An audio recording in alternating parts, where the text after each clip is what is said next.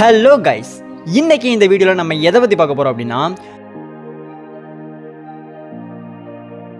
யூகி சேது பார்த்தீங்கன்னா மிஸ்கினை பங்கமாக கலாய்ச்சிட்டாருங்க.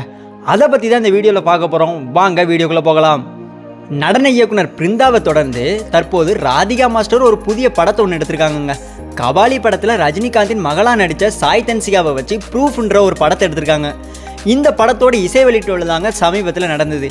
அதில் நம்ம மிஸ்கினும் கலந்துக்கிட்டாரு. அந்த வகையில் நம்ம மிஸ்கின் பார்த்தீங்க அப்படின்னா ராதிகாவை வாடி போடின்னு தான் பேசுவேன். இதை நீங்கள் யாருமே தப்பாக எடுத்துக்காதீங்க.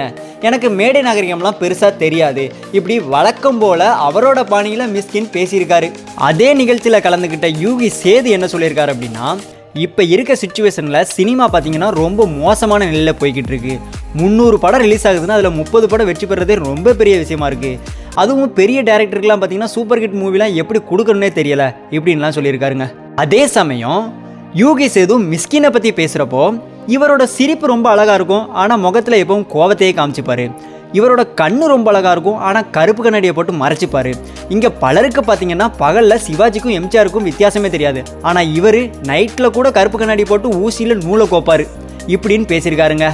யூகி சேதுபதியை தொடர்ந்து மிஸ்கின் மேடை பேச்சில் என்ன பேசியிருக்காரு அப்படின்னா, ப்ரூஃப் படத்தோட இயக்குனர் ராதிகாவை நான் எப்போவுமே வாடி போடின்னு தான் சொல்லுவேன், ஸோ யாரும் தப்பாக எடுத்துக்காதீங்க. ராதிகாவை என்னோட ஃபஸ்ட்டு படத்திலேயே குத்து பாடலுக்கு டான்ஸ் பண்ண சொல்லி சொன்னேன், ஆனால் அதுக்கு அவங்க என்னோட வாழ்க்கையே கெடுத்துடாதீங்கன்னு சொன்னாங்க. 2வது படத்தில் கேட்டேன், அதுக்கும் அதே பதில தான் சொன்னாங்க. இப்படி இயக்குனர் ராதிகாவை பற்றி பேசியிருக்காரு நம்ம மிஸ்கின். பேசிக்கிட்டு இருந்த மிஸ்கின் திடீர்னு மிஸ்கினை பங்கமாக கலாய்த்த யூகி சேது, இன்னும் நிகழ்ச்சியே முடியலை அதுக்குள்ளே வீடியோ வந்துருச்சு பாருங்க இப்படின்னு சொன்ன உடனே அங்கே இருக்கவங்க எல்லாருமே சிரிச்சிட்டாங்கங்க.